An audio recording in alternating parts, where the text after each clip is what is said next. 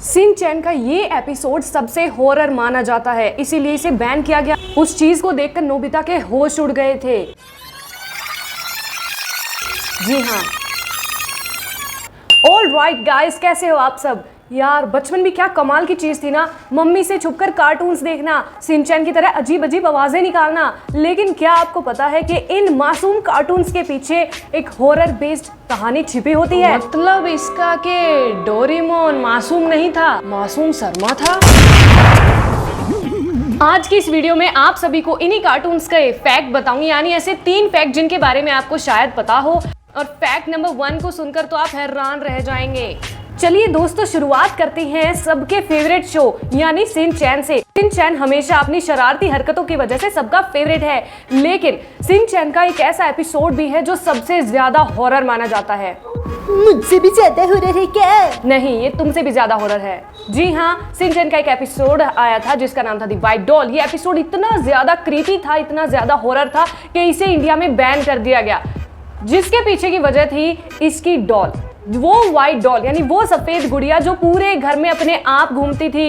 ये देखने में इतना ज्यादा डरावना था कि बच्चों को इसे दिखाने के लिए मना कर दिया गया, इसीलिए इसे बैन किया गया। अगर आप वो एपिसोड देखते तो शायद आप भी डर जाते। फिर तो शिनचैन की व्हाइट डॉल मुझे भी लेकर आनी पड़ेगी। पूरा घर घूमती है तो उससे सफाई करवा लूंगी। चलिए अब बात करते हैं डोरेमोन की। डोरेमोन के बारे में एक ऐसी बात फैलाई गई थी कि डोरेमोन के शो में नोबिता जो है एक बीमार बच्चा है और डोरेमोन सिर्फ एक उसकी कल्पना है। सच बोलो। नहीं, ये सच नहीं है। जी हाँ, डोरेमोन कोई भी उसकी कल्पना नहीं थी। आप चैन की सांस ले सकते हैं, डोरेमोन असल में सच था। ये जो कहानी बनाई गई एक फैन मेड स्टोरी थी जो इतनी ज्यादा वायरल हुई कि लोगों ने इसे सच मान लिया।